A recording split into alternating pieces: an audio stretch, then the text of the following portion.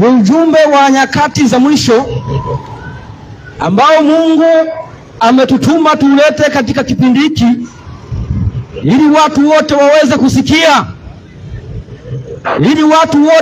kusikia, kwa sababu Mungu hapendi watu wafe na dhambi. Mungu hapendi watu wafe na dhambi. Msomaji, niko Ezekieli 33:11. Kitabu cha Ezekieli 33 mstari wa 11. Mungu hataki watu waangamie, na ndio maana kila siku anazidi kutuma wajumbe kwa ajili ya kuwahubiria watu wake, kwa sababu watu wake anawahurumia, anawapenda watu wake, na ndio maana kila siku anazidi kutuma wajumbe ili wawahubirie watu wake. Soma andiko. Anasemaje? Waambie, kama mimi niishivyo. Atini? Kama mimi niishivyo, kama Mungu aishivyo, asema Bwana Mungu, sikufurahii kufa kwake mtu mwovu. Atini? Sikufurahii kufa kwake mtu mwovu. Kwa hiyo Mungu afurahii kufa kwake mtu mwovu, bali agairi mtu mwovu na kuiacha njia yake mbaya akaishi. Kwa hiyo Mungu anataka watu waache njia zao mbovu, kwa sababu hafurahii mtu mwovu kufa. Mtu mwovu anapokufa ni hasara kwa Mungu. Kwa hiyo Mungu hafurahii na watu wanapotenda uovu. Mungu anazidi kutuma watu, wajumbe wake, ili waache uovu, kwa sababu Mungu hapendi waovu wafe katika dhambi zao. Nyakati wa pili, kitabu cha Nyakati wa pili 36:15. Nyakati wa pili 36 mstari wa 15. Mungu hataki mwanadamu afe katika dhambi, na watu wanapotenda uovu Mungu anazidi kutuma wajumbe ili kutoa onyo. Soma andiko. Anasemaje? Naye Bwana Mungu, atini? Naye Bwana Mungu, Mungu wa baba zao, akatuma kwao kwa mikono ya wajumbe wake. Akatuma nini? Kwao kwa mikono ya wajumbe wake. Akiondoka mapema. Atini? Akiondoka mapema na kutuma kwa sababu aliwahurumia watu wake. Kwa hiyo Mungu anahurumia watu wake na anazidi kutuma wajumbe wake kila siku na makao yake. Kwa hiyo Mungu anapenda watu, si ndio? Kabisa. Anapenda watu, na ndio maana huwa anatuma wajumbe wake ili kuwaonya na ghadhabu inayokuja. Msomaji, niko Timotheo wa kwanza 2:1. Inasemaje? Basi Timotheo wa kwanza 2:1. Basi atini? Basi kabla ya mambo yote nataka dua na nini na sala na nini na maombezi na shukrani zifanyike kwa ajili ya watu wote. Kwa hiyo Mungu anataka kabla tujaanza tufanyeje? Fanye dua na sala. Haya, tuombe. Hatuwezi tukaenda kienyeji. Asante Baba wa mbinguni kwa kututuma mahali hapa tuweze kufikisha neno lako. Tunakushukuru na kukutukuza. Tunaomba Baba, ukawafungue watu wako, kausikilize maandiko na kuelewa ujumbe wako. Utuongoze hata mimi nayenena ni nene inayotoka kutoka kwako, nisiongeze wala kupunguza. Jina lako litukuzwe kwa jina la Yesu Kristo. Amina. Tutakuwa kuendelea. Msomaji, niko 24:3 Mathayo. 24:3 Mathayo inasema, maana ni ujumbe wa siku za mwisho ambapo inatakiwa kila mwanadamu ausikie. Inatakiwa kila mwanadamu asikie. Soma andiko. Hata alipokuwa ameketi katika mlima Mizeituni, endelea, wanafunzi wake wakamwendea kwa faragha akisema. Wanafunzi wake wafanyaje? Wakamwendea kwa faragha akisema. Wakisemaje? Tuambie. Atini? Tuambie. Mambo haya yatakuwa lini? Atini? Mambo haya yatakuwa lini? Nayo ni nini dalili ya kuja kwako? Na nini? Na ya mwisho ya dunia? Kwa wanafunzi wanamwambia Yesu, mambo haya yatakuwa lini? Na nini dalili zake na mwisho wa dunia? Si ndio? Kabisa. Kwa wanafunzi walitaka kujua habari za mwisho wa nini? Wa dunia. Si ndio? Kabisa. Sasa Yesu anawaambiaje? Anasema, soma mstari wa 4. Yesu akajibu akawaambia. Akawaambiaje? Angalieni mtu asiwadanganye, kwa sababu wengi watakuja kwa jina langu. Kwa hiyo wengi watakuja kwa jina la Yesu. Endelea. Wakisema mimi ni Kristo. Wakisemaje? Mimi ni Kristo. Nao watadanganya wengi. Watadanganya wachache. Wengi. Watadanganya wachache. Wengi. Endelea. Nanyi mtasikia habari za vita na matetesi ya vita. Habari za vita na matetesi ya vita. Angalieni. Msomaji. Niko. Vita si vinaendelea? Mpaka sasa ziko. Si ndio? Kabisa. Vita si vinaendelea? Ziko. Marekani sana pigana na Irani. Kabisa. Israeli sana pigana na Palestina. Kabisa. Si vita vinaendelea? Viko. Endelea. Mtasikia habari za vita na matetesi ya vita. Endelea. Angalieni. Msitishwe. Maana hayo hayana budi kutukia. Hayana budi kufanyaje? Kutukia. Hayana budi kufanyaje? Kutukia. Soma mstari unaofuata. Kwa maana taifa litaondoka kupigana na taifa. Taifa litaondoka kupigana na taifa. Ufalme kupigana na ufalme. Ufalme kupigana na ufalme. Kutakuwa na njaa na matetemeko ya nchi mahali mahali. Kutakuwa na nini? Njaa na matetemeko ya nchi mahali mahali. Msomaji. Niko. Indonesia siku na tetemeko linatokea. Ilitokea limeua. Kwa hiyo kutakuwa na njaa, si ndio? Kabisa. Mtu ukila usidhani mwenzako ameshiba. Kutakuwa na njaa na matetemeko mahali mahali. Maana yake si dunia nzima, si ndio? Kabisa. Endelea. Haya yote. Atini? Haya yote. Ndio mwanzo wa utungu. Ndio mwanzo wa nini? Wa utungu. Endelea. Wakati huo watawasaliti ninyi mpate dhiki. Mitume si walisalitiwa kupata dhiki? Waliuawa sana. Endelea. Nao watawaua. Nanyi mtakuwa watu wa kuchukiwa na mataifa yote kwa ajili ya jina langu. Watachukiwa na nini? Mataifa yote. Kwa ajili ya nini? Jina la Yesu. Hilo silishatokea? Kabisa. Au mpaka tutoe ushahidi? Hilo limeshatokea? Imetokea. Soma 14. Anasemaje? 14. Tena. Ati nini? Tena. Nini? Tena. Habari njema ya ufalme itahubiriwa katika ulimwengu wote. Kuwa ushuhuda kwa mataifa yote. Hapo ndipo ule mwisho utakapokuja. Kwa hiyo ile mwisho wa dunia ufike. Si manaka injili lazima ihubiriwe, si ndio? Injili itahubiriwa katika ulimwengu wote. Rudia andiko hilo 14 hapo. Anasemaje? Tena, habari njema ya ufalme itahubiriwa katika ulimwengu wote. Habari njema ya ufalme itahubiriwa katika ulimwengu wote. Kuwa ushuhuda. Kuwa nini? Ushuhuda. Ushuhuda maana yake ulisikia ukapuuza au ulisikia ukazingatia. Endelea.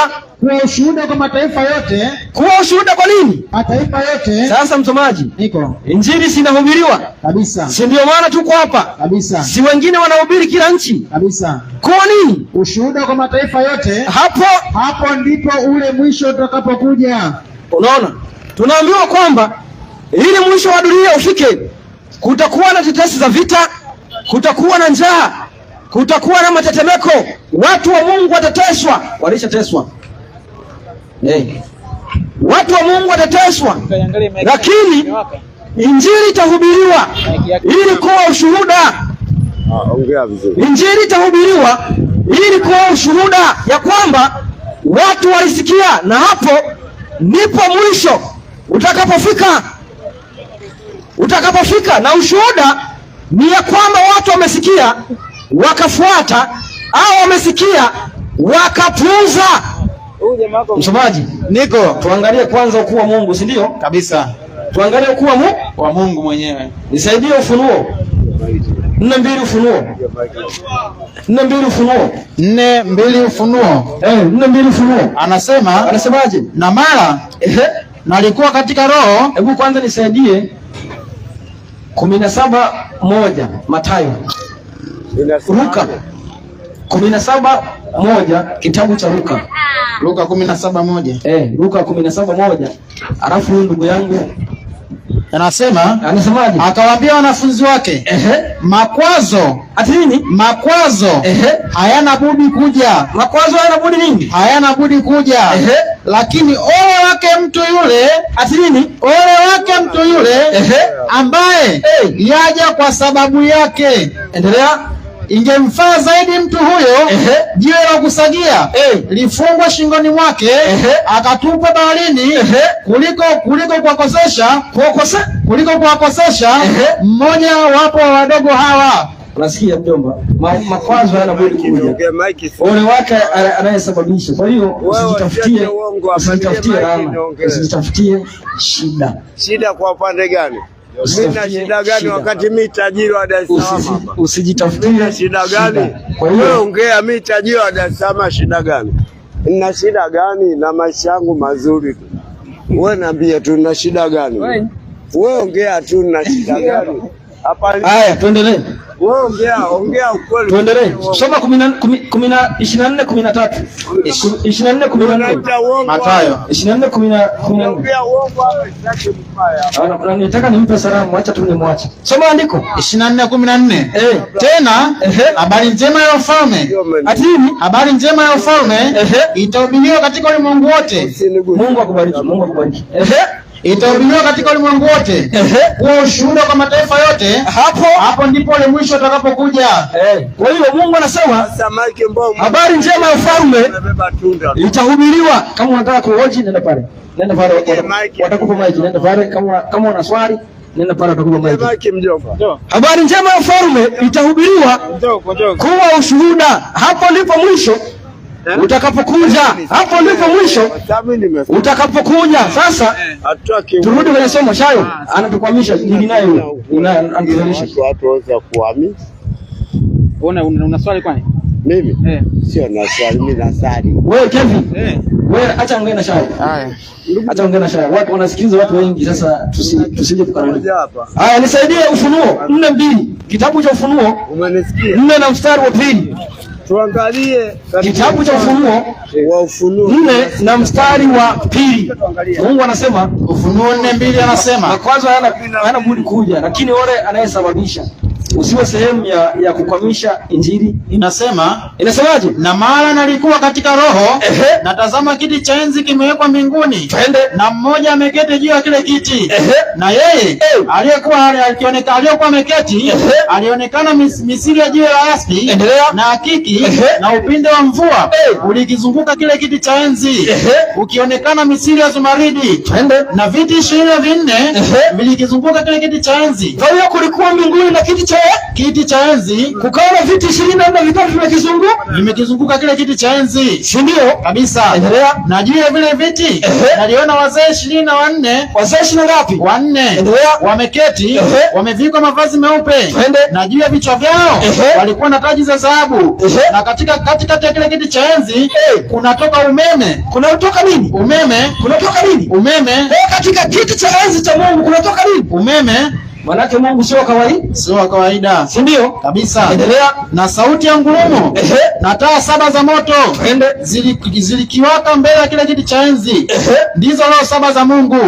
Na mbele ya kile kiti cha enzi kulikuwa na mfano wa bahari ya kioo kama bilauri, na katikati ya kile kiti cha enzi na pande zote za kile kiti kulikuwa na wenye uhai 4. Wenye uhai wangapi? 4. Wamejaa macho mbele na nyuma. Na huyo mwenye uhai wa kwanza alikuwa mfano wa simba, na mwenye uhai wa pili alikuwa mfano wa ndama, na mwenye uhai wa tatu alikuwa na uso kama uso wa mwanadamu, na mwenye uhai wa 4 alikuwa mfano wa tai arukaye. Na hao wenye uhai 4 kila mmoja alikuwa na mabawa 6. Kila mmoja alikuwa na mabawa mangapi? Ana mabawa 6. Na pande zote na ndani wamejaa macho, wala hawapumziki mchana wala usiku, wakisema. Hawapumziki mchana wala usiku. Wakisemaje? Wakisema, mtakatifu mtakatifu mtakatifu, azini mtakatifu mtakatifu mtakatifu. Kwa mbinguni kuna kiti cha enzi, kinatoka umeme, si ndio? Kabisa. Kinatoka na moshi, ngurumo na radi, kimezungukwa na viti 24, na kuna wenye uhai 4, si ndio? Kabisa. Wanatamka mtakatifu mtakatifu mtakatifu mtakatifu mtakatifu, Bwana Mungu Mwenyezi. Mungu Mwenyezi aliyekuwako na aliyeko na atakaye kuja.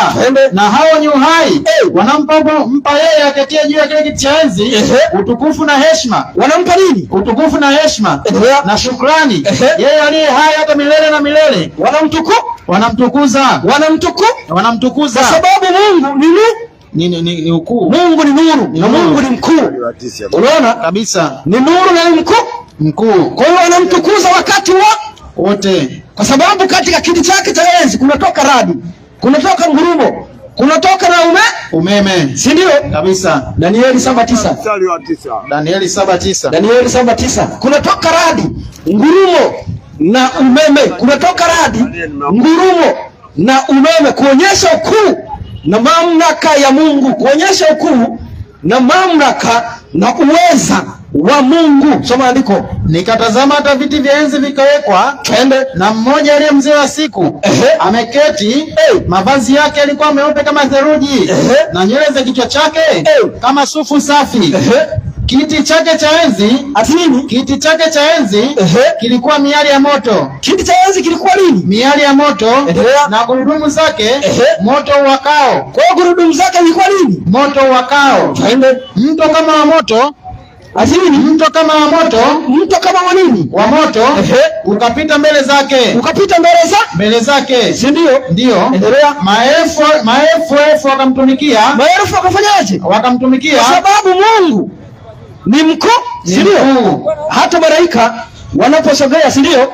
Wanafunika nyuso zao, wanafunika nyuso, kwa sababu Mungu ni mkuu, ni mkuu sana. Wanadamu ndio hawamheshimu.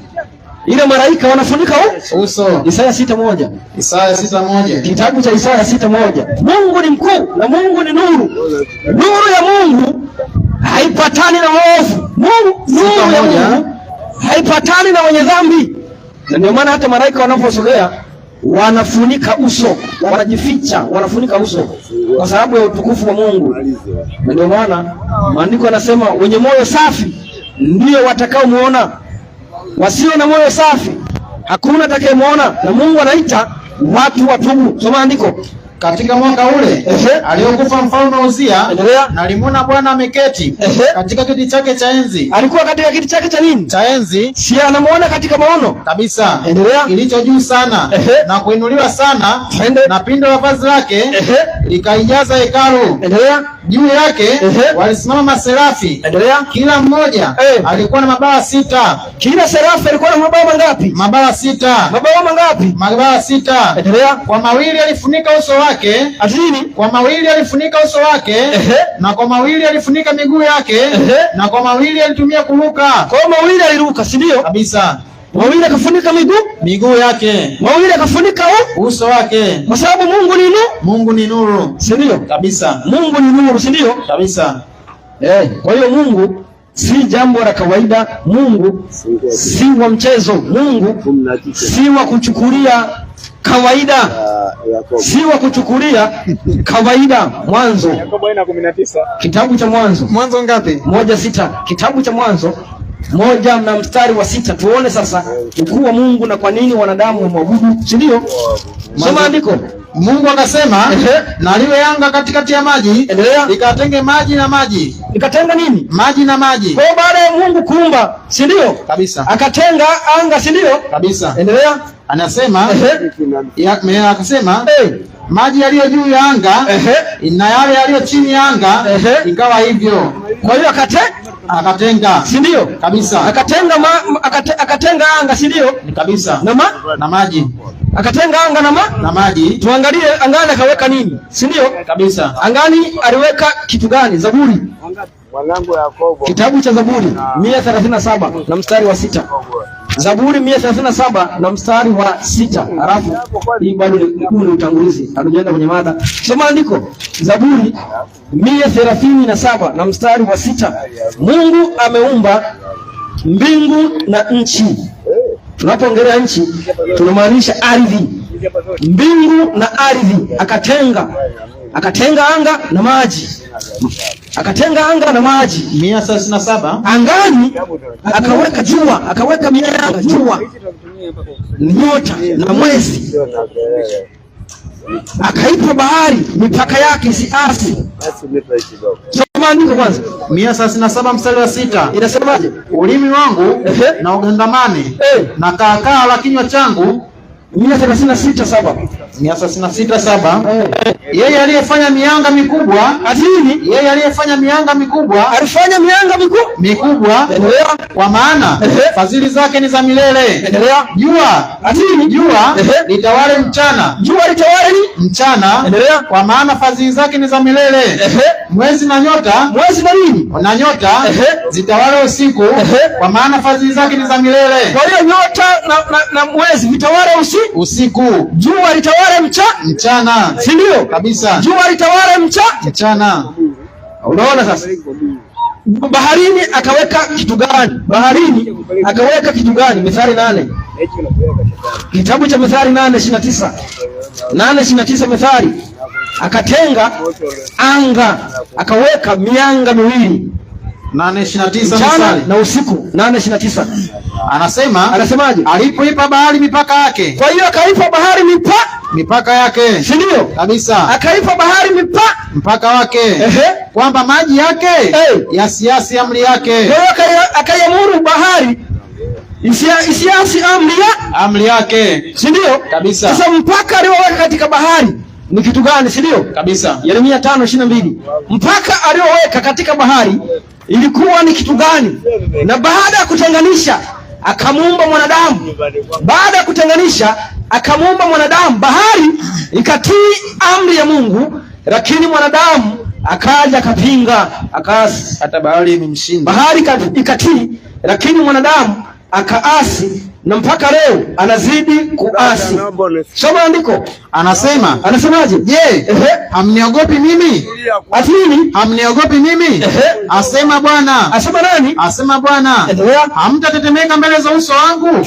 Mimi niliyeweka mchanga kuwa mpaka wa bahari. Kwa hiyo aliweka mchanga kuwa nini? Mpaka wa bahari. Aliweka mchanga kuwa nini? Mpaka wa bahari. Kwa baada ya kuumba akaweka mchanga kuwa mpaka wa bahari, si ndio? Anaendelea kusema kwa amri ya daima. Kwa amri ya daima. Na kaamuru maji yasiasi amri, si ndio? Amri yake. Ile vidume wanaasi. Vidume wanapinga. Anaendelea kusema isiweze kuupita mawimbi yake, yajapo umuka hawezi kushinda nguvu. Unaona? Kwa hiyo Mungu akaiamuru bahari itii amri yake ya kwamba usivuke mchanga, kwa sababu mchanga ndio mpaka wa bahari, si ndio? Kabisa. Mchanga ndio mpaka wa bahari. Mungu alichofuata akafanya kitu gani? Mwanzo 2:7. Mungu alichofuata akafanya kitu gani? Mungu baada ya kuweka mpaka katika bahari akafuata kitu gani? 2:7 Mwanzo 2:7. Soma. Anasema Bwana Mungu akamfanya mtu kama vumbi ya ardhi. Mungu akamfanya mtu kama vumbi ya ardhi, akampulizia puani pumzi ya uhai. Kwa hiyo baada ya kuumba vitu hivyo akamuumba mwanadamu, akamwambia vitu hivyo vyote vitawale, si ndio? Kabisa. Vitu vyote vye chini yake. Lakini wengine wanaabudu hivyo vitu. Unaona shida inapoanzia hapo. Unaona matatizo yanapoanzia hapo. Hebu nisaidie Mwanzo 2:18. 2:18 anasemaje? Bwana Mungu akasema, si vema mtu huyu awe peke yake. Kwa hiyo baada ya kumuumba mwanadamu akamuumba na baada ya kumuumba Adamu akamuumba na mkewe. Akamwambia wazee waongezeke. Si ndio? Kabisa. Alipopulizia pumzi wakawa hai, si ndio? Kabisa. Lakini Mungu kwa sababu ni mkuu, system ya kuumba ikachange. Sasa hivi anaumbia wapi? Tumboni. Anaumbia tumboni. Si ndio? Kabisa. Mwanzo alipulizia. Ila sasa hivi anaumbia tumboni. Yeremia 1:5. Kitabu cha Yeremia. Kimbia. 1:5 Yeremia. Kwa Mungu sasa hivi anaumbia tumboni. Na ndio maana maandiko yanasema waheshimu baba yako na mama yako. Kama unamdharau mzazi wako, wewe una kazi nzito sana. Soma andiko. Yaani wewe acha uchawi wewe. Soma andiko. Yeremia 1:5. Sayo. Anasemaje? Kabla sijakuumba katika tumbo nalikujua. Kwa hiyo Mungu anaumba katika tumbo. Si ndio? Kabisa. Anaumba katika tumbo. Ushahidi wa pili, Zaburi 139:13. 139:13 Zaburi inasemaje? Maana wewe ndiwe ulioniumba, twende mtima wangu, uliniunga tumboni mwa mama yangu. Kwa hiyo alimuunga tumboni wapi? Mama yetu. Kwa hiyo Mungu anaposema zaidi muongezeke, mke na mume wanapokutana, Mungu anapulizia anaumbia tumboni humo. Si ndio? Kabisa. Ndio maana maandiko yanasema usiwadharau wazazi. Si ndio? Kabisa. Usiwadharau wazazi. Usiwadharau wazazi. Sasa baada ya Mungu kuumba mwanadamu, si ndio? Ndio. Akampa nini? Akampa sheria zake. Akampa sheria zake. Si ndio? Kabisa. Akampa sheria zake. Lakini mwanadamu kwa sababu alidanganywa, akadanganyika, akaasi sheria, akaasi amri za Mungu, akapinga. Hebu nisaidie 2:16 Mwanzo. 2:16 Mwanzo anasema. 2:16 Mwanzo. Bwana Mungu akamwagiza mtu huyo. Changamka msomaji. Bwana Mungu akamwagiza mtu huyo akisema, matunda ya kila mti wa bustani waweza kula, walakini matunda ya mti wa ujuzi wa mema na mabaya usile, kwa maana siku utakapokula matunda ya mti huo utafanyaje? Utakufa hakika. Kwa Mungu wakati anaumba, baada ya kuumba akampa sheria yake ya kwamba matunda ya miti yote wanaweza wakala, lakini matunda ya mtu wa ujuzi wa mema na mabaya wasile, na siku wakila utakufa hakika. Sindio? Kabisa. Akawaambia wasile, wakila utakufa hakika. Unaona? Lakini shetani alivyo waajabu akawadanganya. Akamwambiaje? 3:4 Mwanzo hapo. 3:4 Mwanzo anasemaje? Nyoka akamwambia mwanamke. Ati nini? Nyoka akamwambia mwanamke, hakika hamtakufa. Mungu anasemaje? Hakika utakufa. Ati nini? Hakika utakufa. Nyoka, hakika hamtakufa. Mungu, hakika mtakufa. Nyoka, hakika hamtakufa. Unaona? Sasa msomaji, nyoka alibadilisha vitu vingi. Mungu anasema mkila matunda ya mti wa ujuzi wa mema na mabaya hakika mtakufa. Hakika mtakufa. Bila nyoka akasema hakika hamtakufa. Unaona? Kwa hiyo hakubadilisha vitu vingi, si ndio? Kabisa. Kwa Mungu anaposema watu wafuate amri zake, shetani anafundisha watu wazivunje. Shetani anafundisha watu wazivunje. Unaona shida? Kwa Mungu anafundisha watu watii amri zake. Katika amri zake ndipo kuna mapenzi yake. Maana yake ndizo zinazokuambia jambo hili nataka au jambo hili silitaki. Sindio? Kabisa. Sindio? Kabisa. Kwa hiyo shetani anafundisha watu wazivunje. Sindio? Watu wazivunje. Na anafundisha ya kwamba haziko. Ati Yesu alizipigilia msalaba? Alizipigilia msalabani. Sindio? Ndio. Mungu anasema hakika mtakufa. Nyoka anasema hakika hamtakufa. Unaona shida inapokuja, si ndio? Kabisa. Hebu nisaidie Waebrania 9:27. Kitabu cha Waebrania. Waebrania 9:27. Kwanza anza na Warumi. Warumi 6:23. Warumi 6:23. 6:23 Warumi. 6:23 kitabu cha Warumi. Changamka. Kwa maana mshahara wa dhambi ni mauti. Haya, chukua habari njema hapo. Kwa hiyo mshahara wa dhambi ni nini?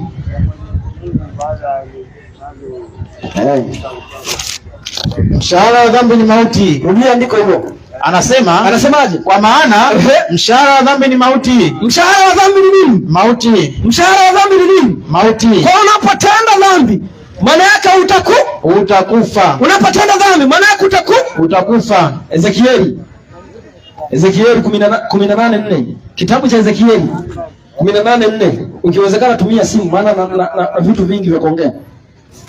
Ezekieli 18 na mstari wa 4. 18 yake ni 4. Ezekieli anasemaje? Tazama, roho ile itendao inasemaje?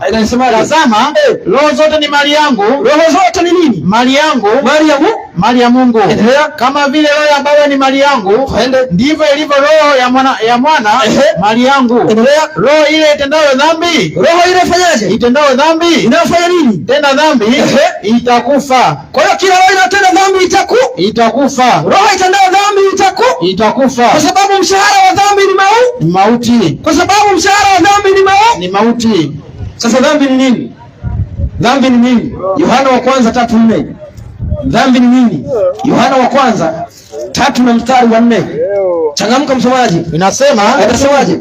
Kila mtu atendaye dhambi, kila mtu atendaye dhambi anavunja sheria ya Mungu. Kwa hiyo dhambi ni nini? Kuvunja sheria ya Mungu. Maana dhambi ni nini? Ni uvunjaji wa sheria. Kwa hiyo dhambi ni nini? Uvunjaji wa sheria. Kwa Mungu anaposema usiue, wewe ukaua umevunja sheria ya Mungu. Maana yako umetenda dhambi. Warumi 3:20. Kitabu cha Warumi 3:20. Kila atendaye dhambi anavunja sheria ya Mungu. Maana dhambi ni kuvunja sheria. Mungu anaposema usiwe na miungu mingine, wewe ukiwa na miungu mingine umevunja sheria, na kila atendaye dhambi atakufa, na mshahara wa dhambi ni mauti. ni mauti. Sasa hivi kuna neema kwa watu wote, anayetenda mema na mabaya. Kuna neema ili watu warudi wamrudie Mungu, ila kama huwezi ukarudi, hapo baadaye Mungu atakuua. Soma andiko, anasema Mungu atakuchoma. Soma andiko, kwa sababu hakuna mwenye mwili atini, hakuna mwenye mwili atakayehesabiwa haki mbele zangu kwa matendo ya sheria.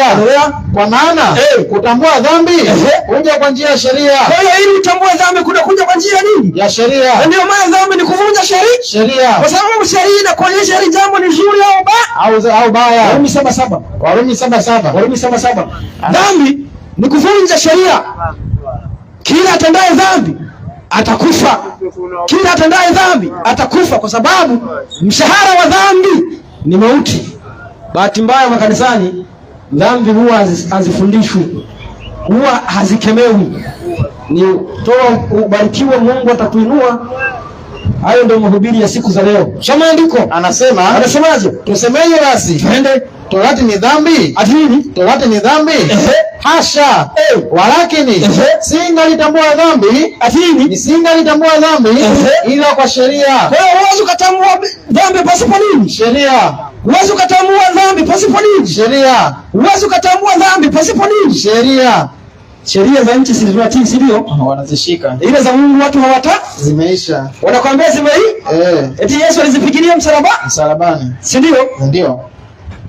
Unatenda wanatenda. Kwa sababu dhambi ni kuvunja nini? Sheria. Dhambi ni kuvunja nini? Sheria. Dhambi ni kuvunja nini? Sheria. Na kila anayetenda dhambi atakufa. Kila anayetenda dhambi atakufa. Kwa kivunja amri za Mungu unajitangazia kifo.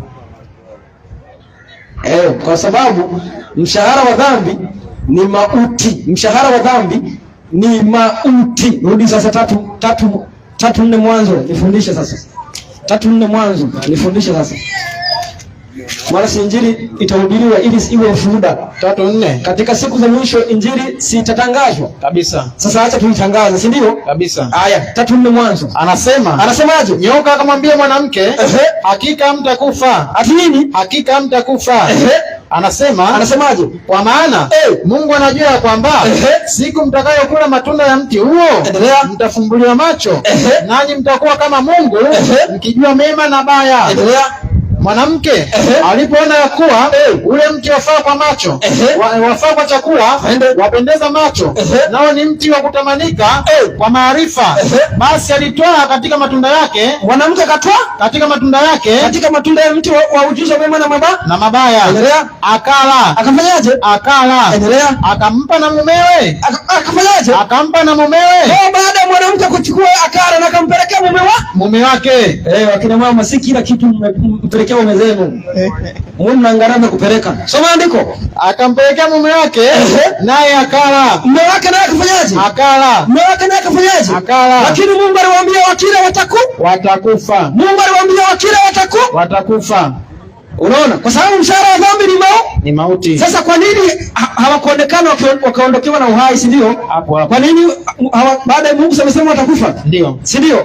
Maana wengine wanahoji kwa nini Mungu hakuwaua hapo. Si ndio? Ndio. Anahoji kwa nini Mungu hakuwaona, aliwaambia watakufa. Si ndio? Kabisa.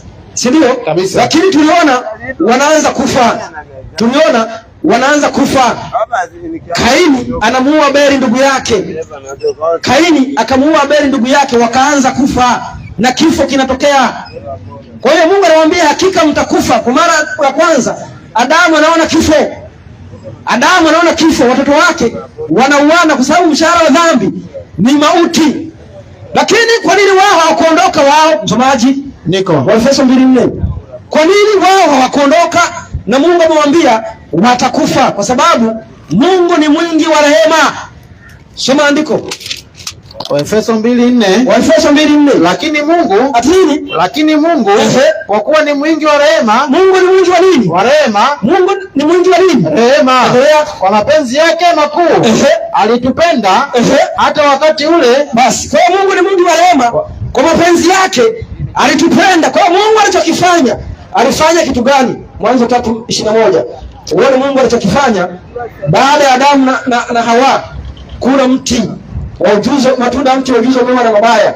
Ilitakiwa wafe, ila Mungu ni mwingi wa rehema, ingawa walikufa kiroho, kwa sababu ukitenda dhambi unakufa kiroho. Soma andiko. Bwana Mungu akawafanyia Adamu na mkewe, ati nini? Akawafanyia Adamu na mkewe mavazi ya ngozi akawavika. Kwa hiyo Mungu manaka alichinja mnyama. Mungu alichinja mnyama, aliua mnyama badala yao. Rudia hapo. Anasemaje? Bwana Mungu akawafanyia Adamu na mkewe, akawafanyia Adamu na nani? Na mkewe mavazi ya ngozi akawavika. Inasemaje? Bwana Mungu akasema. Kwa hiyo Mungu akachinja mnyama badala yao. Mungu akachinja mnyama badala yao. Kwa hiyo alitakiwa wafe, ila kila kifo kikahamishiwa kwa mnyama. Kila kifo kikahamishiwa kwa mnyama, kwa sababu mshahara wa dhambi ni mauti. Unapotenda dhambi kwa mujibu wa maandiko inatakiwa ufe, lakini kwa sababu Mungu ni mwingi wa rehema, kila kifo kikahamishiwa kwenye wanyama, na Mungu akawaamuru kwamba kila watakapokuwa wanamkosea wachinje mnyama kwa ajili ya upatanisho.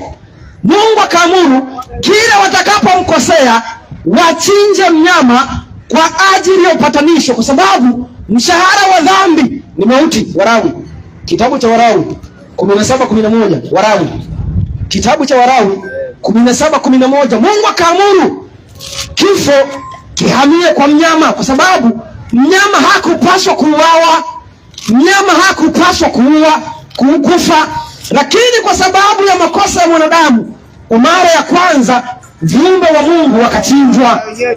Mungu aliwaambia wale matunda na vitu vinavyotoka kwenye ardhi, hata nyama haikuwa mpango, ilikuja baadaye. Soma andiko. Anasemaje? Kwa kuwa uhai wa mwili huu katika hiyo damu. Kwa hiyo uhai wa mwili uko katika nini? Hiyo damu. Uhai wa mwili uko katika nini? Hiyo damu. Sasa ukitolewa damu yote utaishi? Hauwezi ukapumua. Kwa hiyo uhai wa mwili uko katika nini? Hiyo damu.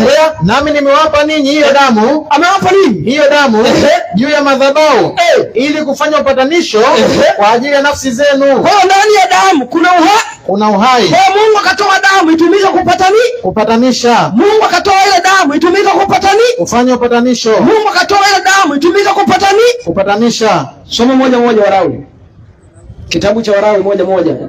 Hii somo ndio utaelewa kwamba kwa nini, namna gani mtu anasamehewa dhambi. Hapa ndio utaelewa mtu anasamehewa dhambi vipi, utaelewa dhambi inaondolewa vipi. Ndani ya somo hili utajua zamani walikuwa wanaondoa dhambi kwa namna gani, zilikuwa zinafunikwa, zilikuwa ziondolewi, lakini sasa hivi dhambi inaondolewaje? Soma andiko. Bwana akamwita Musa. Atini? Bwana akamwita Musa na kusema naye kutoka kati ya hema ya kukutania. Twende. Akamwambia, nena na wana Israeli uwaambie, mtu wa kwenu atakapomletea Bwana matoleo, mtatoa matoleo yenu katika wanyama wa mifugo. Kwa hiyo akawaambia kwamba matoleo watatoa katika wanyama wa mifugo. Ndio maana yule Kaini alimuua Abeli ndugu yake. Abeli alitoa wanyama, ile ndugu yake katoa mazao. Ndugu yake kakubalika, si ndio? Kabisa. Kwa sababu Mungu alisema watoa wanyama, si ndio? Kabisa. Soma mstari wa 4. Soma. Kisha ataweka mkono wake juu ya kichwa cha hiyo sadaka ya kuteketezwa, nayo itakubaliwa kwa ajili yake, ili kufanya upatanisho. Ili kufanya upatanisho kwa ajili yake. Kwa hiyo upatanisho ulikuwa unafanyika kutumia damu ya wanyama. Upatanisho ulikuwa unatumia kupitia damu ya wanyama. Si ndio? Kabisa. Kwa baada ya Adamu kukosa, Mungu akaruhusu wanyama watolewe kama kafara baadaye. Kwa sababu mshahara wa dhambi ni nini? Mauti. Ukitenda dhambi unatakiwa ufanyeje? Lazima ufe. Si lazima ufe? Kabisa. Kwa Mungu akatoa wanyama wafe badala ya mwanadamu. Si ndio? Kabisa. Na Mungu akakataza watu wasinywe damu. Mwanzo 4:9. 9:1 ya Mwanzo anasema 9:4. Angalia 9:4. Anasema bali nyama Mwanzo 1. Anasema katika 1. Anasemaje? Anasemaje? Adamu akamjia hao mkewe. 9:1. Msomaji, mbona unanitoa kwenye reli? Unatoka kwenye reli. Unatoka kwenye reli. Au inachanganya? Hii application ishaanza kusumbua. Application. Mwanzo 9:1. Wanatoka nasema Mungu akabariki Nuhu na wanawe, akawaambia zaeni mkaongezeke mkajaze nchi.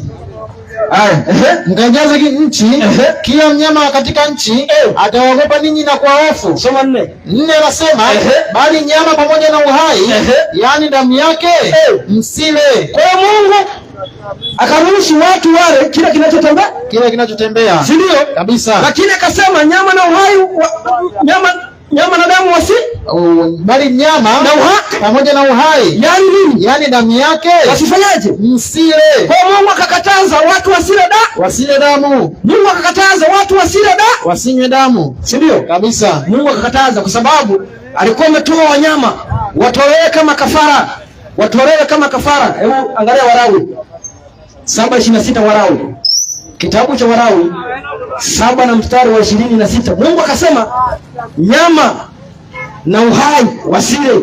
Anasema yani damu. Lakini vidume leo damu wanaipiga, wanakunywa, si damu inanywewa, si ndio? Anasema niupe kama wewe damu achia wachawi na waganga. Wewe mwanadamu achana na habari za damu. Soma andiko tena. Msile damu yoyote. Atini msile damu yoyote, ama ya ndege, ama ya nini, ama ya mnyama, katika nyumba zenu zote. Atini katika nyumba zenu zote.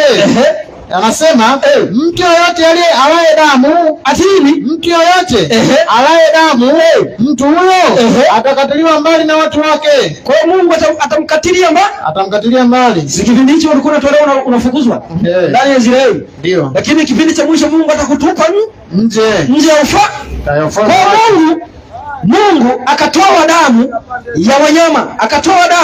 ya wanyama, itumike kama upatanisho wa dhambi zetu. Si ndio? Kabisa. Ili itumike kuwa upatanisho wa dhambi zetu. Mungu akaruhusu watu watumie wanyama ili kuondoa uovu wao.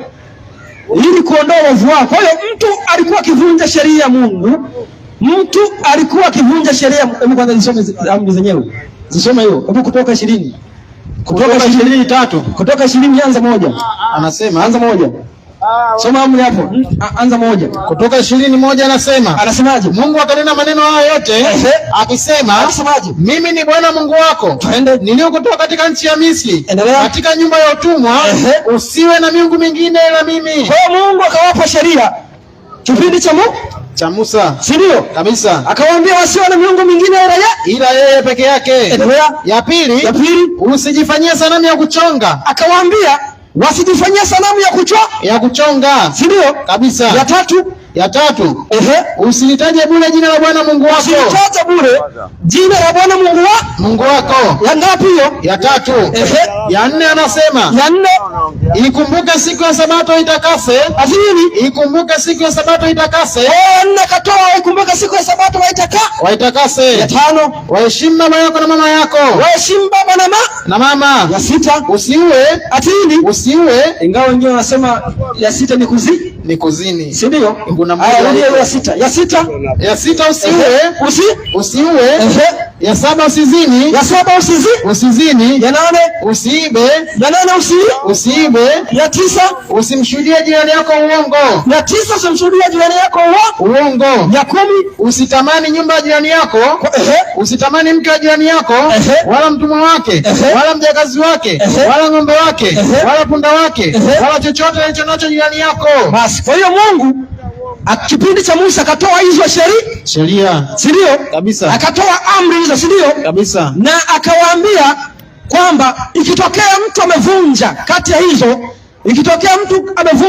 hizo, watu waondoe uovu kupitia wanyama, kwa sababu unapovunja sheria moja, ile sheria ilikuwa inakudai uhai, ilikuwa inadai damu.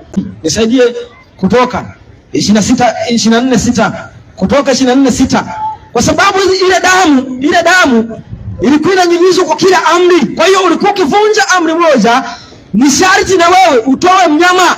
Ikiwa umezini ulikuwa unamchukua mnyama wako, unaenda unaungama, umemshika huyo mnyama anachinjwa. Akishachinjwa, damu hiyo inamwagwa kwenye madhabahu kuonyesha kwamba hiyo sheria umeivunja, maana mshahara wa dhambi ni mauti. Soma andiko. Mnyama anakufa badala yako. Mnyama alikuwa anakufa badala yako.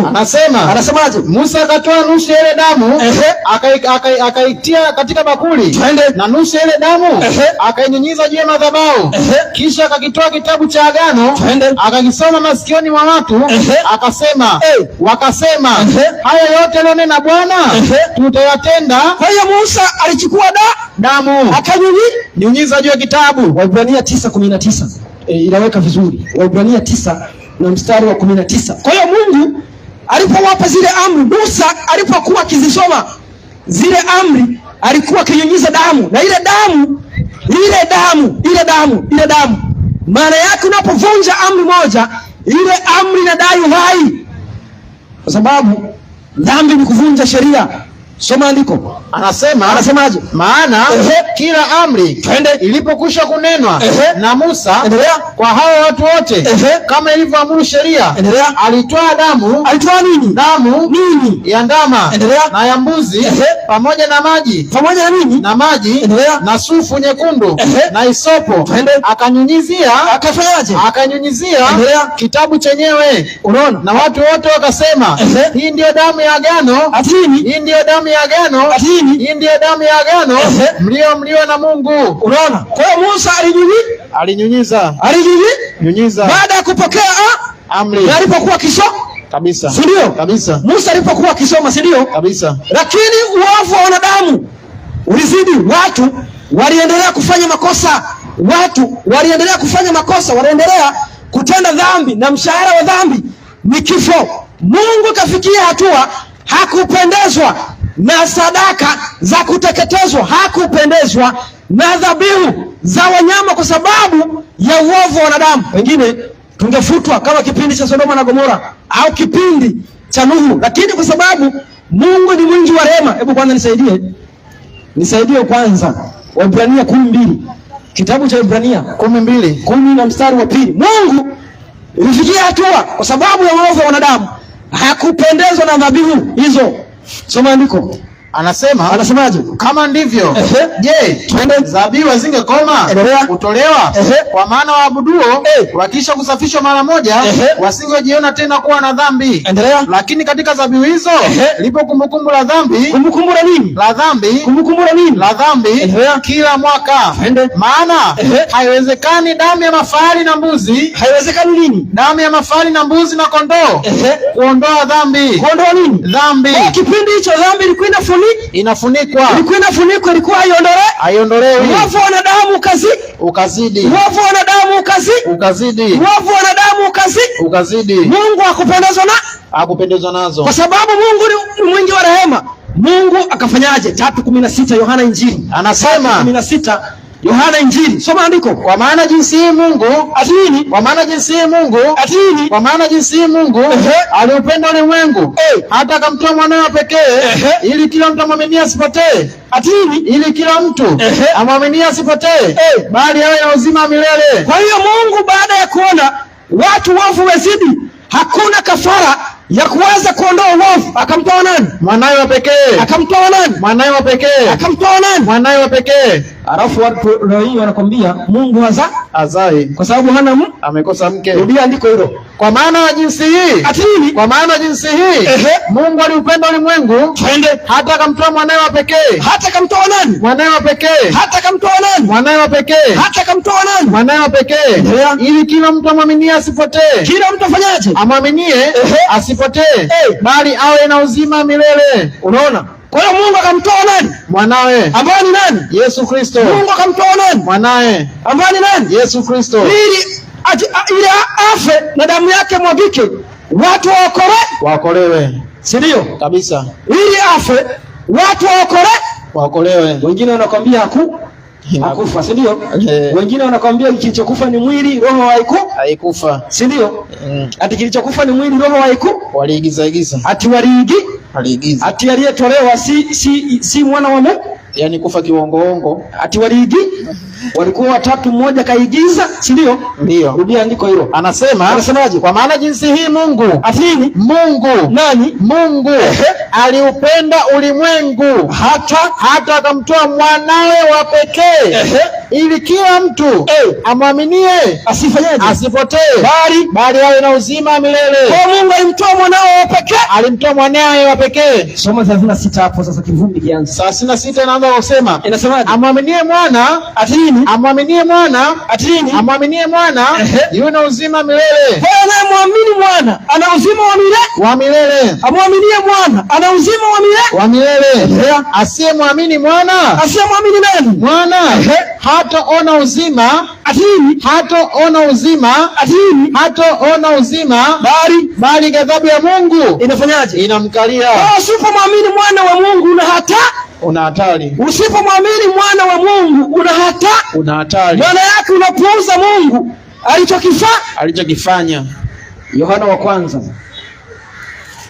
kwanza 5 anza 1 alafu utaenda 10. 5:1 anasemaje? Kila mtu aminie kwamba Yesu ni Kristo amezaliwa na Mungu. Na kila mtu ampendaye mwenye kuzaa ampenda hata yeye aliyezaliwa na yeye. Unaona? Kwa hiyo ukimpenda mwenye kuzaa unampenda na nani? Yeye aliyezaliwa na yeye. Yeye aliyezaliwa na yeye. Maana yako unampenda Yesu. Si ndio? Kabisa. Soma 10. 10 inasemaje? Anasema yeye amwaminie mwana atini? Yeye amwaminie mwana wa Mungu anao ushuhuda ndani yake. Anao nini? Ushuhuda ndani yake. Anao nini? Ushuhuda ndani yake. Maana yake unajua unao ukweli. Si ndio? Ndio. Asiyemwamini. Asiyefanyaje? Asiyemwamini Mungu amemfanya kuwa muongo kwa kuwa hakuamini huo ushuhuda ambao Mungu amemshuhudia mwanawe. Kwa Mungu amemshuhudia mwanawe. Mungu amemshuhudia mwanawe. Mungu amemshuhudia mwanawe. Si ndio? Kabisa. Lakini ukipinga, maana yake unampinga Mungu. Unamfanya Mungu kuwa muongo. Ati Mungu ni muongo. Si ndio? Muongo. Kwa hiyo kipindi cha zamani, kipindi cha Musa, dhambi ilikuwa inaondolewa kupitia damu. Na mpaka sasa hivi dhambi inaondolewa kupitia damu, ila si wanyama, ni damu ya Yesu Kristo. Msomaji, niko Timotheo wa kwanza 1:15. Timotheo wa kwanza 1 na mstari ule wa 15 umefika. Ni neno la kuaminiwa tena lastahili kukubaliwa kabisa. Ni neno la kuaminiwa tena lastahili kukubaliwa kabisa. Yani hakuna mjadala. Yani ndio hapo. Inasemaje? Ni neno la kuaminiwa. Ni neno la kuaminiwa tena lastahili kukubaliwa kabisa. Lastahili kukubaliwa kabisa. Ya kwamba Kristo Yesu. Ati nani? Ya kwamba Kristo Yesu. Nani? Kristo Yesu. Alikuja ulimwenguni. Alikuja wapi? Ulimwenguni. Awaokoe wenye dhambi. Awaokoe wenye nini? Dhambi. Awaokoe wenye nini? Dhambi. Ambao kwanza wao ni mimi. Kwa hiyo Yesu Kristo alikuja awaokoe wenye nini? Wenye dhambi. Si ndio akafa? Kabisa. Si akasema damu yake anaitoa? Kabisa. Si ndio? Kabisa. Kwa sababu damu yake ndio inafuta maovu. Kabisa. Mathayo 26:28. Kitabu cha Mathayo 26 na ule mstari wa 28. 26:28 anasemaje? Kwa maana hii ndiyo damu yangu ya agano. Ati nini? Kwa maana hii ndiyo damu yangu ya agano. Mwanzoni tuliona walitumia wanyama.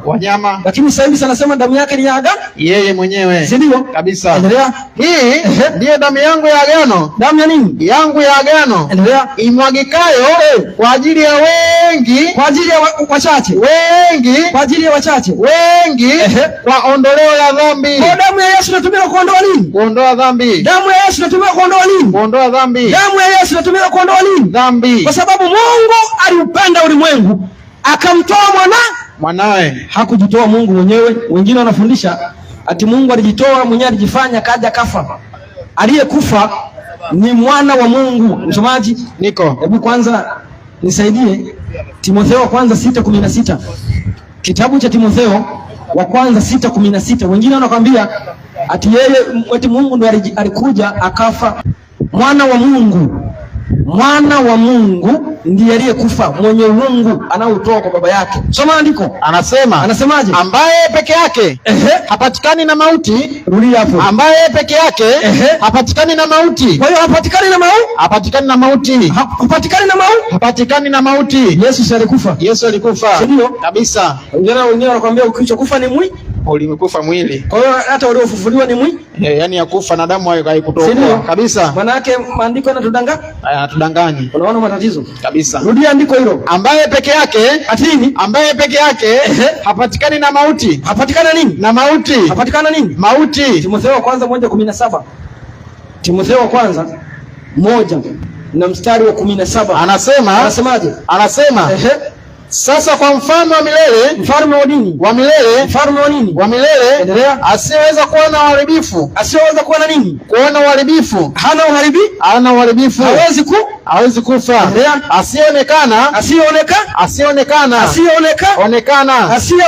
onekana, hakuna aliyemwona isipokuwa Yesu Kristo. Endelea. Mungu peke yake. Ati nani? Mungu peke yake. Na iwe heshima na utukufu milele. Amina. Mungu apatikane na mauti. Na hakuna aliyemwona. Aliyemwona ni nani? Yohana 1:18.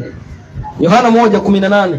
Inasema, kitabu cha Yohana 1 mstari wa 18. Hakuna aliyemwona Mungu wakati wote. Hakuna aliyefanyaje? Aliyemwona Mungu wakati wote. Hakuna aliyefanyaje? Aliyemwona Mungu wakati wote.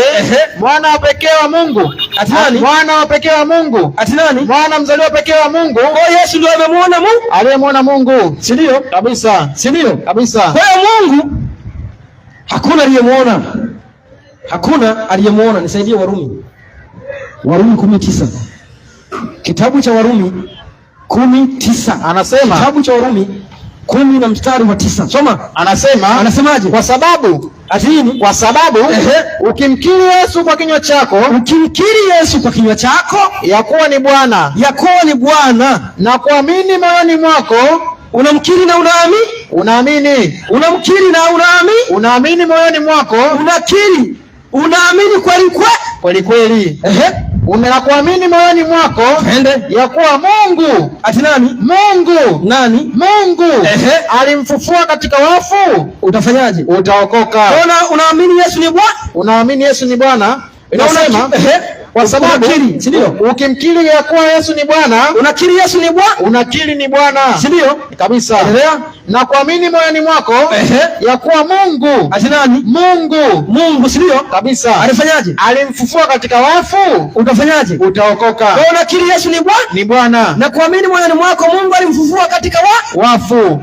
Si ndio? Ndio unaokoka. Ndio unaokoka. Si ndio wokovu? Kabisa. Kwa hiyo ukiamini tofauti hapo kuna wokovu? Una wokovu. Ukiamini tofauti hapo kuna wokovu? Una.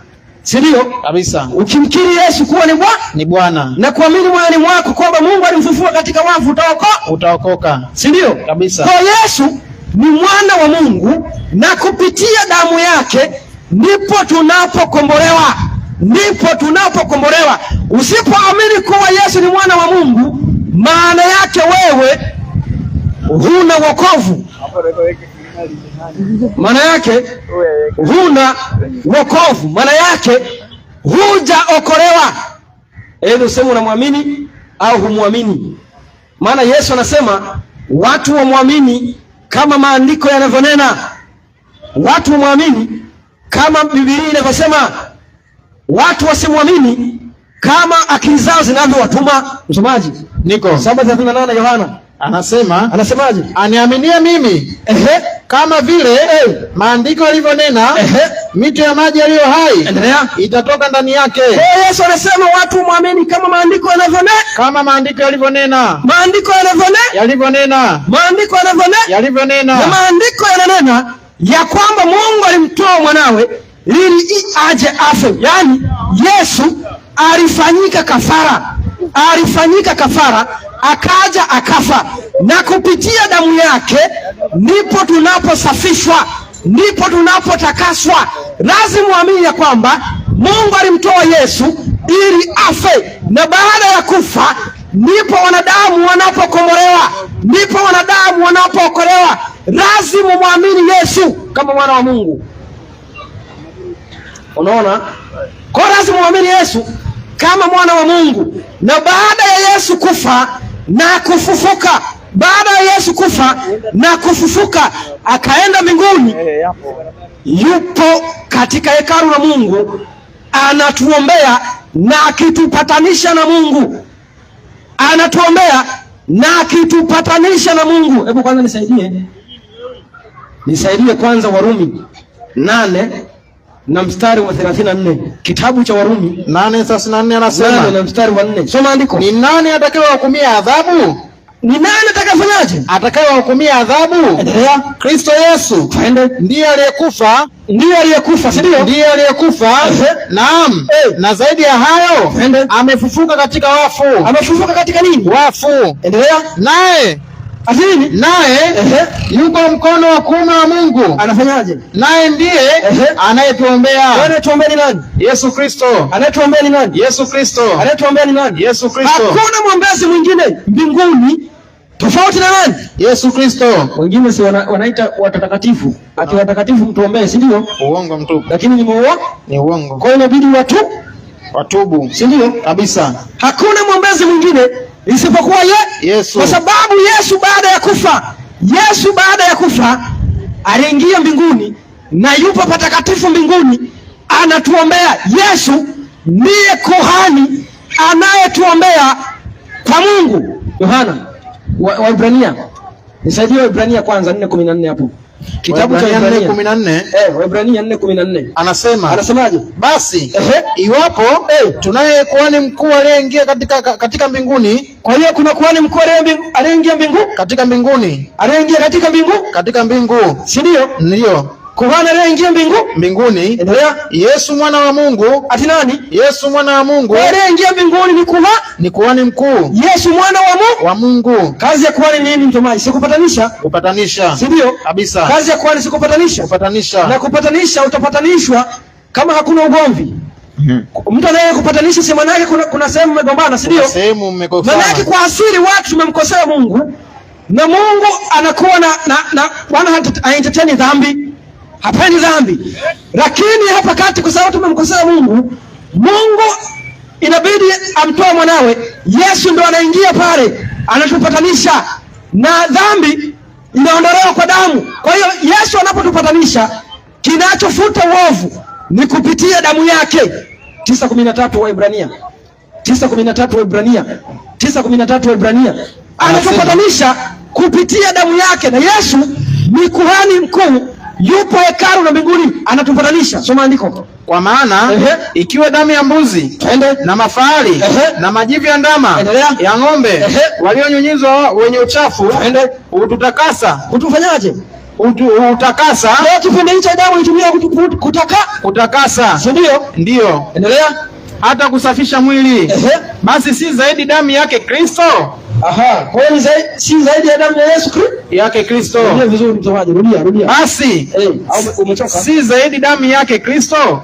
Rudia andiko. Anasemaje? Kwa maana ikiwa damu ya mbuzi, damu ya nini? Ya mbuzi, damu ya nini? Ya mbuzi na mafahali na majivu ya ndama ya ng'ombe yaliyonyunyizwa wenye uchafu utakasa, hata kusafisha mwili. Basi si zaidi damu yake Kristo? Kwa hiyo damu ya Yesu Kristo ni zaidi. Damu ya Yesu Kristo ni zaidi. Si tumeona Yesu Kristo yuko mbinguni? Kabisa. Yupo katika hekalu la mbinguni. Yupo katika hekalu la mbinguni. Si ndio? Kabisa. Yupo katika hekalu la mbinguni. 11:19 Ufunuo. 11:19. Kitabu ni cha Ufunuo. Inasema ya siku za mwisho ili iwe ushuhuda. Maana Yesu yupo karibu sana. Soma andiko. Kisha hekalu la Mungu lililoko mbinguni. Ati nini? Hekalu la Mungu lililoko mbinguni. Kwa hiyo kwa mbinguni kuna kuna hekalu la Mungu. Mbinguni kuna hekalu. Kwa sababu hata Musa alipotengeneza lile hekalu aliambiwa atengeneze mfano wa maskani ya mbinguni. Malizia kwanza hapo. Inasemaje? Kisha hekalu la Mungu. Hekalu la nani? La Mungu. Lililoko mbinguni likafunguliwa. Ati nini? Lililoko mbinguni likafunguliwa.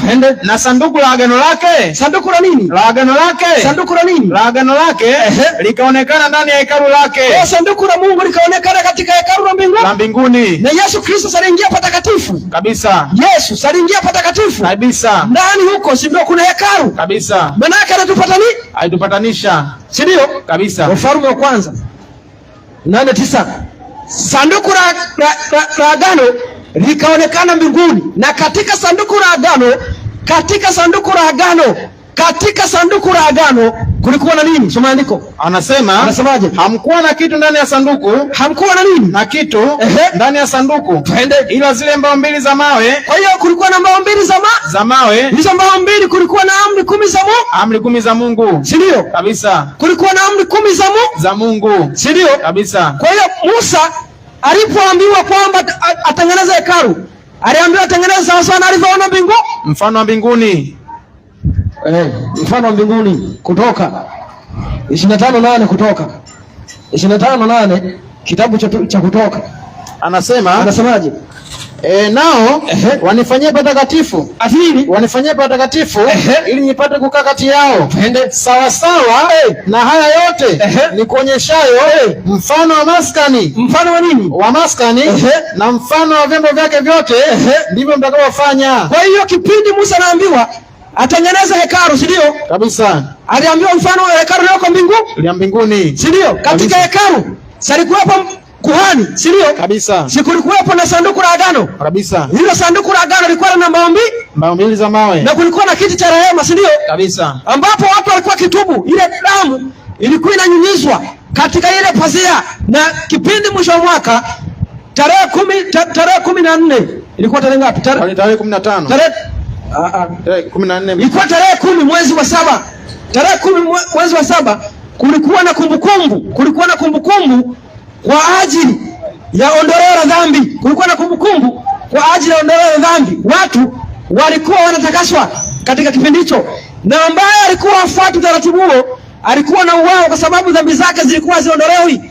Lakini Yesu anapokufa, pazia la hekalu likapasuka. Kwa Yesu anapoenda mbinguni, anaenda patakatifu pa mbinguni. Yesu ndiye kuhani na ndiye mjumbe wa agano jipya. Yupo katika hekalu la mbinguni, anatupatanisha kwa kupitia damu yake. Wanaomwendea wanapatanishwa na Mungu, wanaomwendea wanapatanishwa kwa Mungu, wanapatanishwa na Mungu. Wanaosinzia dhambi zao, watu wa Mungu, dhambi zinapoondolewa watapewa waovu na shetani ili wakachomwe, kwa sababu mshahara wa dhambi ni mauti. Dhambi inadai uhai. Yesu yupo katika hekalu la mbinguni, anapatanisha wenye dhambi wanaomwendea, kwa Mungu. Na baada ya hapo akishamaliza kinachofuata na kuja, ili wale wote wenye uovu wanapouondoa kwa watu wa Mungu, anahamishia kwa wale waovu na Ibilisi. Anapohamishia kutakuwa hakuna msamaha, ni kwenda jehanamu. Lakini cha ajabu watu wamemtoa mpatanishi na kuingiza Mungu mwingine na kuweka mpatanishi wa uongo. Watu wapo katika madanganyo. Imani ni kuamini kwamba Yesu ni mwana wa Mungu, na Yesu alikufa kwa ajili ya ondoleo dhambi zetu, na Mungu alimtoa ili afe, na Yesu akaridhia kufa. Lazima muamini Yesu ni mwana wa Mungu aliyekuja kutuondolea dhambi. Yesu si nafsi ya pili ya Mungu. Yesu ni mwana wa Mungu. 3:16, rudia hapo. 3:16 Yohana Injili. Anasemaje? Kwa maana jinsi hii Mungu aliupenda ulimwengu hata akamtoa mwanae wa pekee. Akatoa nani? Mwanae wa pekee. Kwa Mungu alitoa mwanae. Mungu alitoa mwanawe. Rudia andiko. Kwa maana jinsi hii Mungu aliupenda ulimwengu hata akamtoa mwanawe, nafsi yake ya pili, mwanawe yeye mwenyewe, mwanawe nafsi yake ya pili, mwanawe. Sasa wanaosema nafsi ya pili wamesoma andiko gani? Wamefundishwa na joka. Wamefundishwa na nani? Na joka. Kwa sababu imani ni kuamini Yesu ni mwana wa Mungu. Mitume, hebu msomaji, msomaji, unaona vita iliyokuwa zamani ilikuwa ni vita kushika amri za Mungu. Si ndio? Kabisa. Lakini changamoto sasa hivi ambayo ni vita, si ndio? Ni kuhusu Yesu ni nani? Si ndio? Kabisa. Si ndio? Kabisa. Vita mwanzoni ilikuwa kwamba ni kushika amri, si ndio? Kabisa. Vita ya kwanza ilikuwa ni kushika amri. Nyoka, hebu rudia ile 3:4 mwanzo. Inasema Mungu alisema Adamu na Hawa wasile matunda ya mti wa ujuzi wa mema na mabaya, wakila watakufa. Nyoka kawaambia hakika hamtakufa. Manake nyoka akawaletea shida. Soma andiko. Nyoka akamwambia mwanamke, hakika hamtakufa. Kwa hiyo nyoka akamwambia hamtakufa. Maana yake wavunje amri ya Mungu. Sio ilikuwa vita. Hata Musa anapokuja Mungu anawapa zile sheria, si ndio ilikuwa vita hiyo? Vita ndio hiyo. Lakini leo hii changamoto ni ipi? Yesu anasemaje? 10:36 Yohana Injili. Anasemaje? Je, yeye ambaye Baba alimtakasa. Na kumtuma ulimwenguni. Ninyi mnamwambia unakufuru. Atini? Ninyi mnamwambia unakufuru. Kwa sababu nalisema mimi. Atini? Mimi ni mwana wa Mungu. Kwa hiyo Yesu alisema yeye ni nani? Mwana wa Mungu. Yesu alisema yeye ni nani? Mwana wa Mungu. Si ndio? Kabisa. Haida shetani silikupindisha. Mathayo 3:4. Kitabu cha Mathayo 3:4.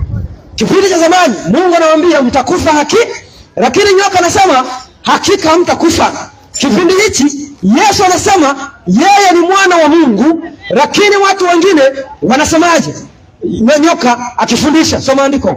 Mathayo 4:3 anasemaje? Mjaribu akamjia akamwambia. Soma moja tuone mjaribu ni nani. Kisha Yesu alipandishwa na Roho nyikani, twende, ili ajaribiwe na Ibilisi. Kwa hiyo ajaribiwe na nani? Na Ibilisi. Soma 3. Mjaribu akamjia akamwambia. Kwa mjaribu ni Ibilisi akamjia akamwambia. Twende, ukiwa ndiye mwana wa Mungu. Maana yake na Daudi si mwana wa Mungu. Si mwana wa Mungu. Ili akomba kiwa mwana wa Mungu amuru mawe yawe mikate. Amuru kwamba mawe haya yawe mkate. Unaona? Kwa hiyo Yesu anasema yeye ni mwana wa Mungu.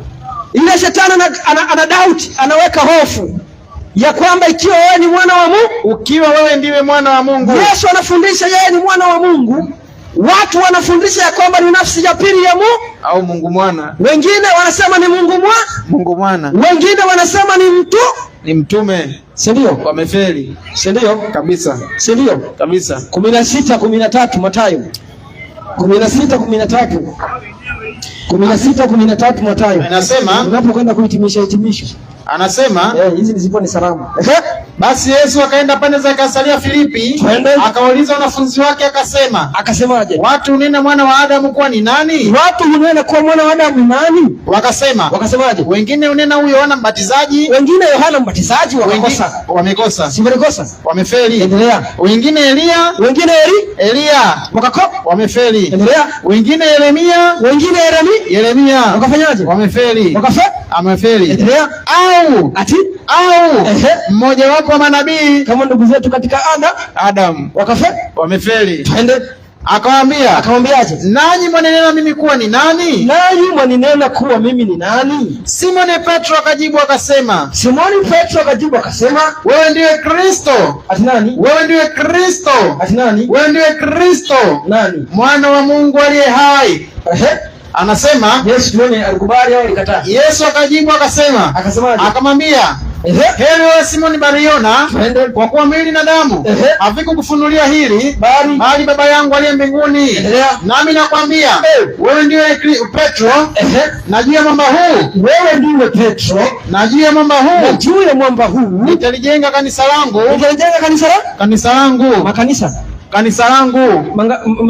Kanisa. Wala milango ya kuzimu haitalishinda. Kwa hiyo Yesu anapoambiwa kwamba yeye mwana wa Mungu anasema mbingu zimefunuliwa. Amefunuliwa na baba yake aliye mbinguni. Amefunuliwa na baba yake aliye mbinguni. Amefunuliwa na baba yake aliye mbinguni. Si ndio? Kabisa. Na hiyo ndiyo imani ya mitume. walivyoamini. Usipoamini hivyo, unaamini kinyume cha mitume walivyoamini. Yohana wa kwanza 5:4. Yohana wa kwanza 5:4. Anasema hiyo ndiyo imani ya mitume walivyoamini, na ndiyo sababu ya Yesu kufa. Soma andiko. Kwa maana kila kitu kilichozaliwa na Mungu hushinda ulimwengu, na huku ndiko kushinda ushindako ulimwengu. Hiyo imani yetu. Mwenye kushinda ulimwengu ni nani? Ati nini? Mwenye kushinda ulimwengu ni nani? Isipokuwa ni yeye aaminie ya kwamba Yesu, ati nini? Yesu, ati nini? Yesu ni mwana wa Mungu. Huyo si ndio alikuwa na Yesu mwenyewe? Kabisa. Si ni Yohana alikuwa na Yesu? Anakaa kifuani. Si ndio? Kabisa. Si alikuwa na Yesu? Alikuwa na Yesu. Na anasema imani ya mitume ni kuamini Yesu ni mwana wa Mungu. Mwana wa Mungu. Ni kuamini Yesu ni mwana wa Mungu. Mwana wa Mungu. Si ndio? Kabisa. Si ndio fundisho la Biblia hilo? Kabisa. Si ndio fundisho la Biblia? Kabisa. Mafundisho mengine yametoka wapi? Ni ya pepo mwenyewe. Rudia hiyo. Kwa maana kila kitu kilichozaliwa na Mungu. Kwa hiyo ambacho hakikuzaliwa na Mungu akiamini hivyo. Rudia hapo. Kila kitu kilichozaliwa na Mungu. Kila kilichozaliwa na Mungu hushinda ulimwengu. Hushinda ulimwengu. Na huku ndiko kushinda kushindako ulimwengu. Hiyo imani yetu. Hiyo imani yetu. Hiyo imani yetu. Ndio imani yetu. Ndio imani yetu. Ndio imani ya mitume. Na sisi na mitume. Si ndio? Kabisa. Ndio imani ya Yesu. Hiyo imani yetu. Mwenye kushinda ulimwengu ni nani? Mwenye kufanyaje? Mwenye kushinda ulimwengu ni nani? Isipokuwa ni yeye aaminie ya kwamba Yesu ni nani? Yesu ni nani? Ni mwana wa Mungu. Wewe unaamini Yesu ni mwana wa Mungu? Unaoshinda ulimwengu. Unaona? Unaamini Yesu ni mwana wa Mungu? Wa Mungu. Unaamini Yesu ni mwana wa Mungu? Mwana wa Mungu. Sasa usipoamini kama Yesu ni mwana wa Mungu, maana yake uwezo kaushinda ulimwengu. Ulimwengu utakushinda, na ulimwengu uko chini ya Ibilisi. Yohana wa kwanza 5:19. Anasemaje? Twajua ya kuwa sisi tu wa Mungu, na dunia yote pia hukaa katika yule muovu. Kwa dunia ipo katika nani? Katika yule muovu. Dunia imekaa katika nani? Shetani, Ibilisi mwenyewe. Ili umshinde shetani aliyekaa katika dunia, unaamini Yesu ni nani? Mwana wa Mungu. Unaamini Yesu ni nani? Mwana wa Mungu. Unaamini Yesu ni nani? Mwana wa Mungu. Hiyo ndio imani ya mitume. Hiyo ndio imani ya mitume. Na Mungu ndivyo alivyofundisha. Mungu ndivyo alivyofundisha. Sasa hapo mimi sitaki niende sana hapo. Sitaki kuniende sana. Si utakugusa? Hapo mimi sitaki niongee sana. Kwa hiyo Yesu Kristo ni mwana wa Mungu. Yesu ni mwana wa Mungu, na injili ni kuamini Yesu ni mwana wa Mungu. Hiyo ndiyo injili. Injili si kitabu. Injili si kitabu. Injili ni Yesu ni mwana wa Mungu. Hebu nisaidie Warumi 1:1. Injili si kitabu. Injili ni mambo ya Yesu, ni habari za Yesu Kristo. Na habari za Yesu Kristo ni kwamba ni mwana wa Mungu, na yeye ndiye aliyekuja akatufundisha, akatufia dhambi kwa ajili ya dhambi. Wanaomwamini wanasafishwa dhambi, wanaomfuata wanatakaswa, wasiomfuata bado tu muda kidogo, utashangaa tu umefumba na kufungua. Unashangaa tu ni kufumba na kufumba, kama ulikuwa umelala tu, unashangaa huyo hapo amerudi. Hutasema hukujitetea, hutasema kwamba hukusikia. Hakuna kujitetea, maana maandiko yanasema baada ya kifo ni hukumu. Soma andiko. Soma. Paulo, mtumwa wa Kristo Yesu. Paulo mtumwa wa nani? Kristo Yesu. Paulo mtumwa wa nani? Kristo Yesu. Aliyeitwa kuwa mtume na kutengwa aihubiri injili ya Mungu. Kwa hiyo Paulo alitengwa ahubiri injili ya nani? Injili ya Mungu. Endelea. Ambayo Mungu amekwisha kuiahidi kwa kinywa cha manabii wake. Aliahidi kwa kinywa cha manabii wake katika maandiko matakatifu. Yaani habari za mwanawe. Kitabu. Habari za mwanawe. Wewe soma vizuri nafsi ya pili. Habari za mwanawe Baba mwenyewe, habari za mwanaye. Kwa injili ni habari za mwana wa Mungu. Injili ni habari za mwana wa Mungu. Na ndio Paulo anafundisha ya kwamba atakaleta injili nyingine atalaaniwa. Epuka kupata laana. Yesu ni mwana wa Mungu. Yesu si nafsi ya pili ya Mungu, na Mungu alimtoa Yesu Kristo afe ili atukomboe dhambi zetu. Atukomboe dhambi zetu. Mimi nitaishia hapa au kuna chochote? Siniishie hapa. Siniishie hapa. Sawa. Nitakuwa nimeishia hapa. Taishia hapa kwa leo. Kesho tupo. Injili tumesema katika nyakati za mwisho Yesu atatangazwa. Baada ya kutangazwa ndipo anaporudi. Yesu hawezi karudi pasipo injili kuhubiriwa, kwa sababu hataki aje akute karibuni watu wote wapo kwenye madanganyo, wapo katika uongo. Kwa Yesu kama Yesu anasema sharti injili hubiriwe ili iwe ushuhuda kwa watu wote. Hapo ndipo anaporudi. Na injili ni kuamini ya kwamba Yesu Kristo ni mwana wa Mungu. Kwa nini uamini Yesu Kristo ni mwana wa Mungu? Kwa sababu Mungu alimtoa ili aje afe kwa ajili ya ondoleo la dhambi zetu. Maana dhambi haiondoki pasipo kumwaga damu. Tumeona kipindi cha kale watu walikuwa wanaondoa dhambi kwa kutumia damu za wanyama. Uovu umezidi, Mungu akachukizwa na zile dhabihu za wanyama, ikabidi amtoe Yesu afe, mwanawe wa pekee. Yesu si nafsi ya pili ya Mungu. Yesu si Mungu mwenyewe. Yesu ni mwana wa Mungu halisi ambaye ana uungu kutoka kwa baba yake. Kwa Yesu ni mwana wa Mungu aliyetolewa na Mungu, naye akakubali kuja kufa ili kutukomboa. Usipoamini hivyo upo katika hatari. Maana usiangalie madhehebu wala dini. Mungu hana dhehebu, hana dini. Dini ni namna ya kumtafuta mwanadamu, ila Mungu anataka Biblia pekee ndiyo ifuatwe. Biblia pekee ndiyo isimame, na Biblia imetufundisha Yesu Kristo ni mwana wa Mungu. Yesu ni mwana wa Mungu. Kabla hujafunga, kuna mtu anaweza akawa na swali kwa hichi nilichokifundisha. Kwa hichi nilichokifundisha, kuna yeyote ana swali kwa hichi nilichokifundisha? Kuna yeyote ana swali au anaweza kasema chochote?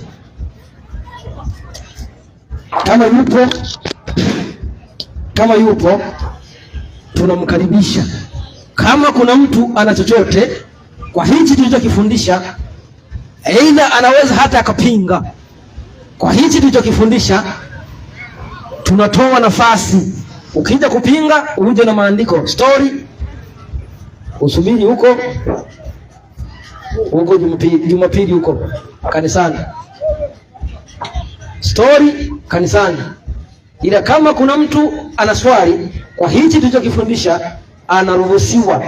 Kama ana hoja aje na maandiko, ila kama ana swali anaruhusiwa kuja kutuuliza. Kama hamna, sini Mungu aubariki.